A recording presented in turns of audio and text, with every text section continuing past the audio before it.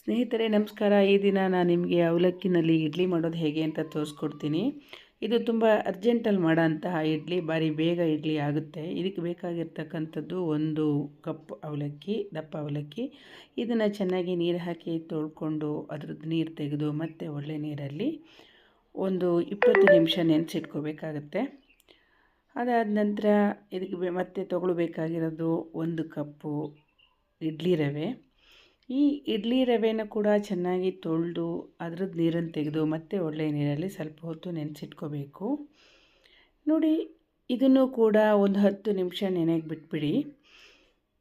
ಇದಾದ ನಂತರ ಈಗ ನೋಡಿ, ನೆನೆದಿರ್ತಕ್ಕಂಥ ಅವಲಕ್ಕಿನ ಮಿಕ್ಸಿಗೆ ಹಾಕ್ಕೋತಾ ಇದ್ದೀನಿ. ಇದಕ್ಕೆ 1 ಕಪ್ ನೀರು ಹಾಕ್ಕೊಂಬಿಟ್ಟು ಗಟ್ಟಿಯಾಗಿ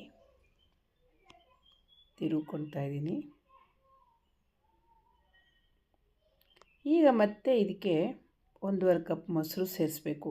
ಮೊಸರು ಸ್ವಲ್ಪ ಗಟ್ಟಿಯಾಗಿದ್ದರೆ ಚೆನ್ನಾಗಿರುತ್ತೆ. ಸೇರಿಸ್ಬಿಟ್ಟು ಮತ್ತೆ ಮಿಕ್ಸಿ ಮಾಡ್ಕೊತಾ ಇದ್ದೀನಿ. ನೋಡಿ, ಈಗ ಇದು ರೆಡಿ ಆಯಿತು. ಇದಕ್ಕೀಗ ನಾವು ನೆನೆಸಿರ್ತಕ್ಕಂಥ ರವೆ ಏನಿದೆ, ಇಡ್ಲಿ ರವೆ, ಅದನ್ನು ಸೇರಿಸ್ಬೇಕು. ನೋಡಿ, ಅಷ್ಟನ್ನು ಇದಕ್ಕೆ ಹಾಕ್ಕೊಂಬಿಟ್ಟು ಈಗ ಎಲ್ಲವನ್ನೂ ಕೂಡ ಒಂದು ಸಲ ಚೆನ್ನಾಗಿ ಮಿಕ್ಸ್ ಮಾಡಿ ಕೂಡಿಸ್ಬೇಕು. ಇದಕ್ಕೇನು ಎಕ್ಸ್ಟ್ರಾ ನೀರು ಬೇಕಾಗಲ್ಲ. ಈಗ ಇದಕ್ಕೆ ಏನು ಟೇಸ್ಟಿಗೆ ಬೇಕೋ ಅಷ್ಟು ಉಪ್ಪನ್ನು ಹಾಕ್ಕೊಂಡು ಮತ್ತೆ ಒಂದು 3-4 ಸಲ ಚೆನ್ನಾಗಿ ಅದನ್ನು ಗೊಟಾಯಿಸಿ ರೆಡಿ ಮಾಡ್ಕೋಬೇಕು ಹಿಟ್ಟನ್ನು. ನೋಡಿ ಸ್ನೇಹಿತರೆ, ಇದು ಇಡ್ಲಿ ಹಿಟ್ಟಿನ ಹದದಲ್ಲೇ ಇರುತ್ತೆ. ಇದನ್ನೊಂದು 15 ನಿಮಿಷ ಹಾಗೆ ಬಿಟ್ಬಿಡಿ.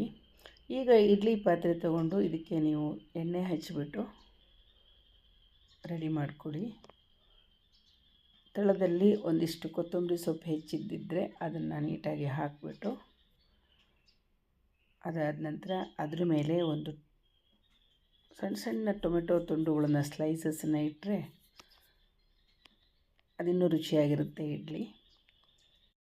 ನೋಡಿ, ಈಗ ಇಡ್ಲಿ ಪಾತ್ರೆಗೆ ಇಡ್ಲಿ ಹಿಟ್ಟು ಹಾಕ್ತಾಯಿದ್ದೀನಿ.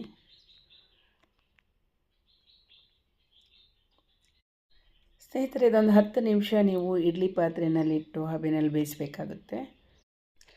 ಇನ್ಸ್ಟಂಟ್ ಇಡ್ಲಿ ಮಾಡೋದು ಈಸಿ, ಜೊತೆಗೆ ತುಂಬ ರುಚಿಕರವಾಗಿರ್ತದೆ. ಇದನ್ನು ನೀವು ಮಾಡಿ ಮತ್ತು ಇದು ಹೇಗಿದೆ ಅಂತ ಹೇಳಿ ನನಗೆ ಲೈಕ್ ಕೊಡಿ ಹಾಗೂ ನನ್ನ ಚಾನಲ್ನ ಸಬ್ಸ್ಕ್ರೈಬ್ ಮಾಡಿ.